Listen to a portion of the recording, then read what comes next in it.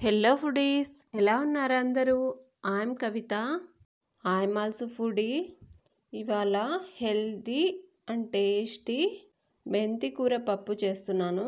ముందుగా మెంతి కూర, కొత్తిమీర, కరివేపాకు వాష్ చేసి పెట్టుకోవాలి. అలాగే కుక్కర్లో కందిపప్పును కూడా వాష్ చేసి తగినన్ని వాటర్ వేసుకొని వాష్ చేసి పెట్టుకున్న ఆకుకూరలు కూడా వేసి, అలాగే కారంకి సరిపడా పచ్చిమిర్చి వేసుకుని టమాటా ముక్కలు కూడా వేసి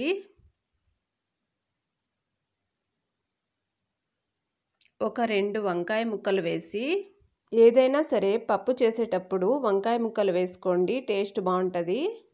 కాసింత పసుపు, జీలకర్ర, వెల్లుల్లి రెబ్బలు, ఆనియన్ ముక్కలు, కాసింత చింతపండు వేసి తగినంత సాల్ట్ వేసుకొని కొంచెం వాటర్ వేసి కుక్కర్ మూతను పెట్టి 2 విజిల్స్ వచ్చేంత వరకు ఉడికించుకొని, ఇలా ఉడికించుకున్న తర్వాత వచ్చిన వాటర్ను ఇలా వంపేసుకొని, ఇలా పూర్తిగా వాటర్ని మొత్తం తీసేసినాక పప్పు గుత్తి తీసుకొని పప్పును మెత్తగా రామేసుకోవాలండి. ఇలా మెత్తగా రామేసుకున్న తర్వాత మనం స్టవ్ మీద చిన్న కడాయి పెట్టుకొని పోపు పెట్టుకుందాం. ఆయిల్ వేసుకొని పోపు దినుసులు, అలాగే ఆనియన్ ముక్కలు, వెల్లుల్లి రెబ్బలు వేసి కాసేపు ఫ్రై చేసిన తర్వాత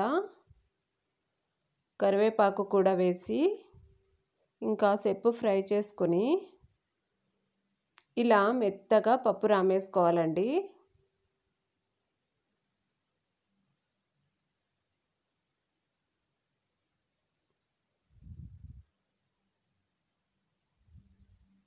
పోపు మొత్తం రెడీ అయిపోయింది.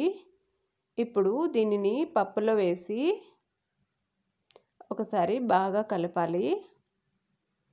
అలాగే మిగిలి ఉన్న కట్టులో అదే పప్పును వేసి ఇలా కలిపేసుకోవాలి.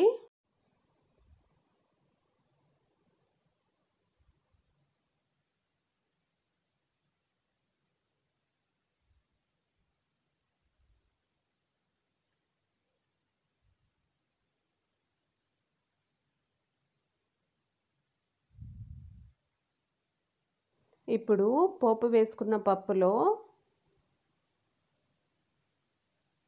ఒకసారి బాగా కలుపుకోవాలి. ఇలా చూసారా, టేస్టీగా హెల్తీగా పప్పు రెడీ అయిపోయిందండి. ఇలా బాగా కలుపుకుంటే సరిపోతుంది. ఎలా ఉంది? మీకు కూడా నచ్చిందా? నచ్చితే మాత్రమే లైక్ చేసి, షేర్ చేసి, సబ్స్క్రైబ్ చేసుకోండి. Thank you for watching.